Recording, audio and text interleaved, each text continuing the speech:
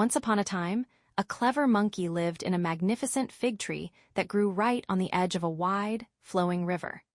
The tree produced the sweetest figs in the forest, and the monkey spent his days happily eating them and resting in the branches.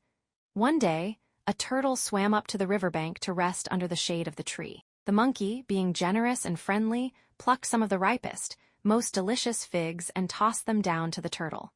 The turtle ate them eagerly and thanked the monkey. This became a daily ritual. The turtle would visit the tree, the monkey would throw down sweet figs, and the two would spend hours talking and enjoying each other's company. They became the best of friends, so much so that the turtle began to spend less and less time at home. Eventually, the turtle's wife grew lonely, suspicious, and very jealous of this new friend. She complained to her neighbor, saying, "My husband spends all his time with that monkey. I must put an end to this." Feigning a terrible illness, the wife took to her bed. When the turtle finally returned home and asked what was wrong, her neighbor answered for her. "Your wife is gravely ill. The doctors have said there is only one cure for her mysterious sickness: she must eat the heart of a monkey." The turtle was devastated. He loved his wife, but he also loved his dear friend. Torn between loyalty and love, he foolishly decided he had to sacrifice the monkey to save his wife. The next day, the turtle swam back to the fig tree. "My friend," he called up to the monkey, "you have been so generous to me, feeding me every day. I insist that you come to my home across the river so that I may properly host you and introduce you to my family." The monkey hesitated. "I am a creature of the trees. I do not know how to swim." "Do not worry," the turtle replied. "Climb onto my back. I will carry you safely across the water." Trusting his friend, the monkey climbed down and sat on the turtle's shell.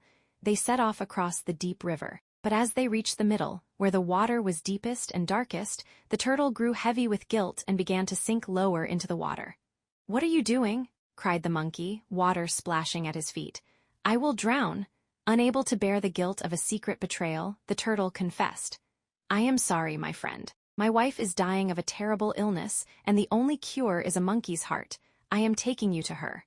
The monkey was terrified, realizing he was trapped in the middle of the river with a friend who intended to kill him. But he kept his wits about him and laughed gently. "Oh, my dear friend," the monkey said, "why didn't you tell me this before we left the shore? I would have gladly given my heart to save your wife. But you see, we monkeys do not travel with our hearts.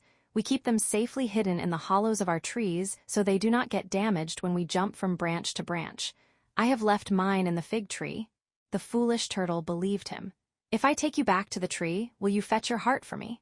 "Of course," said the monkey. The turtle quickly turned around and swam back to the riverbank. The moment the turtle's shell touched the shore, the monkey leaped off and scrambled to the very highest branches of the fig tree. The turtle waited and waited.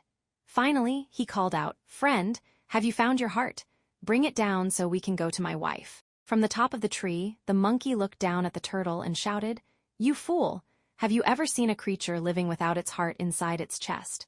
You betrayed my friendship, and your own stupidity has cost you both your friend and your prize.